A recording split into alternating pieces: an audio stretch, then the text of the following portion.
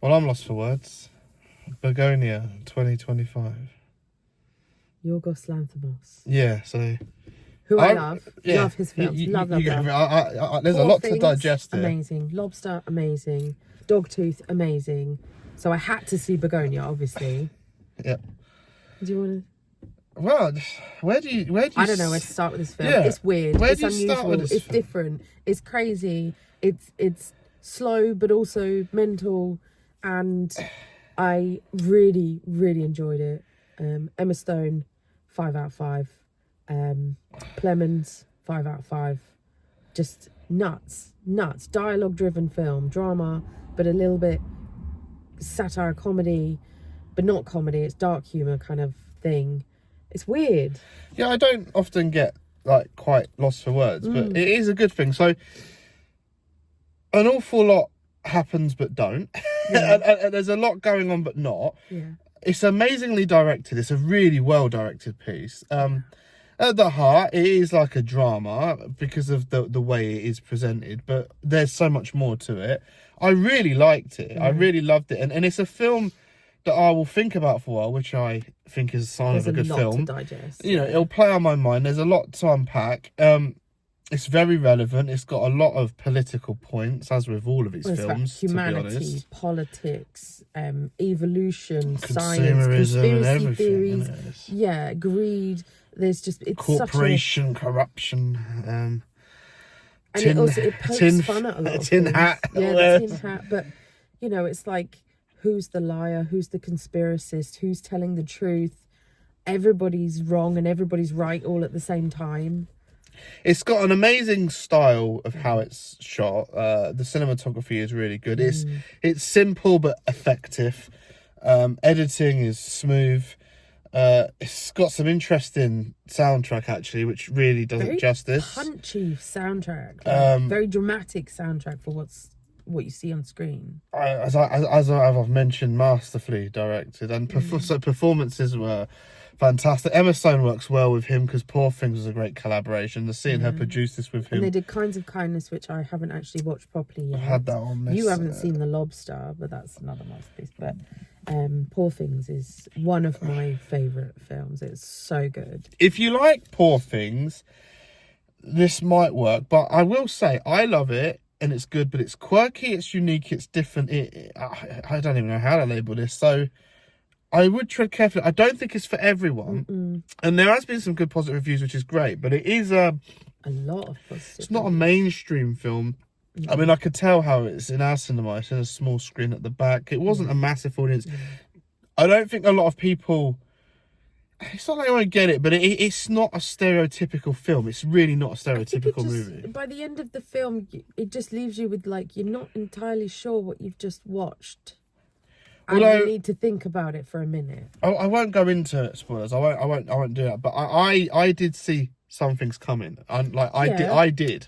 Which is not... You watch a lot of film, though, and, you know... But that's only because I know that the director is quite bold and out there. And so I could kind of see where... Especially if you've seen Dogtooth, that is one heck of a controversial film.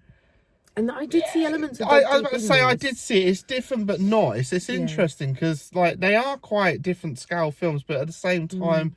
do run parallel. It's a really unique, interesting film. I've actually not seen something as unique as this for quite some time. It's quite refreshing to see something so brave, bold, daring, challenging and different. And it's not in your face either. It's very subtle. No, but I tell you, this film is made and sold by performances. If the performances didn't work all week, then this film would fall flat on its butt. But the fact that, you know, the direction is strong, it does work, which is great, really. This could have gone horribly wrong if it wasn't crafted well because of how it was made. So I would definitely revisit this film, and I definitely really like it. But as I say, it's definitely not for everyone. No, I don't recommend it for everyone. But if you are someone who enjoys different, unique takes on cinema, and possibly art house lovers, if you like art house, because this has definitely got art house vibes. Dialogue-driven kind of dark, Well, it's a bit of a satirical. performance piece. It is an Yeah. actor's performance piece through most of it, really. You know, maybe the fans of maybe things like Lars von Trier and Gaspar Noé, and if you like Yorgos Lanthimos films, why are you doing that for? That is a good combination. They are of unique directors. perspectives, you know, when you see all these different things and then you see something like this, I think you have a deeper understanding of the representation of the cinema. As mad as the film is and what we've said it is, it does make complete sense as Yes. well. It does actually work and make Yes. complete sense, but is also, if you was to, I don't really want to say too much to like, because it is a film worth experiencing, but if you was to say all what it's about, you'd be like, what? It would sound, it would sound If we were to nuts. tell you the plot, it would sound ridiculous.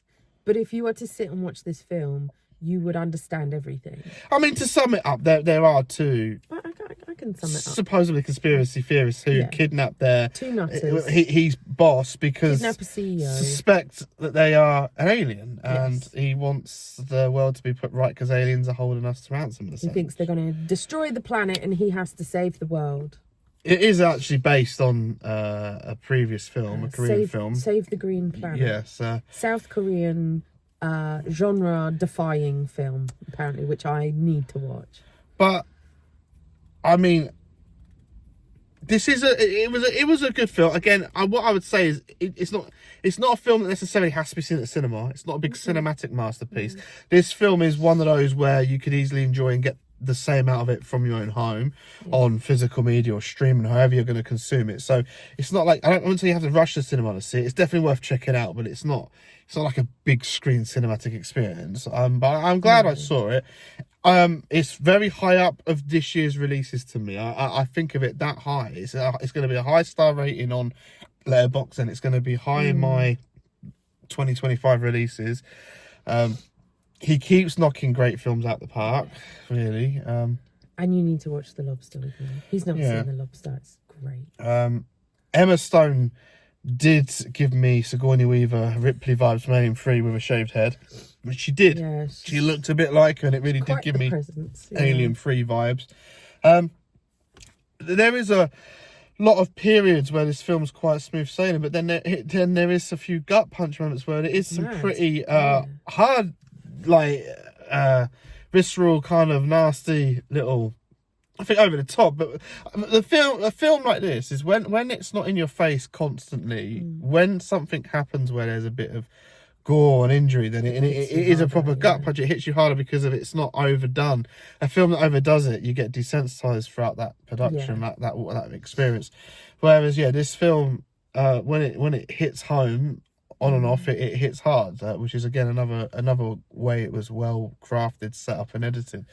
So yes, it was it's probably one of the most strangest and peculiar films I've seen for a long time, actually. It's not often I'm left a bit befuzzled. No, it's but also like it so much. I'm quite, I'm still unpacking. I have to digest this for like a week. Yeah, it's one of those films, really, you should probably watch it and sit on it for a little bit, because there is so much to unpack. You can make hasty decisions rushing in there trying to talk about it, because it's a lot. It starts in one place and ends in a completely different place. Yeah. And it's an interesting journey getting there, but it's not like a Lord of the Rings epic journey. But it's it's a subtle journey, but twisty turny a little bit. Whose side are you on? It's kind of an emotional roller coaster in a way. Very stylistic, which again works for this kind of film. It lends to it as well, and I've got quite a lot of praise. I don't have really many negatives at all. It was so well crafted. It's all quite high praise from me, to be honest with you. Same.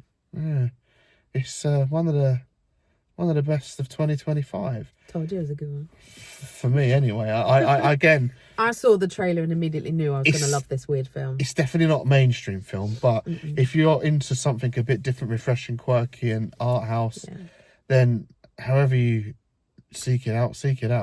I look forward to seeing what he does next. Yeah, Bugonia 2025.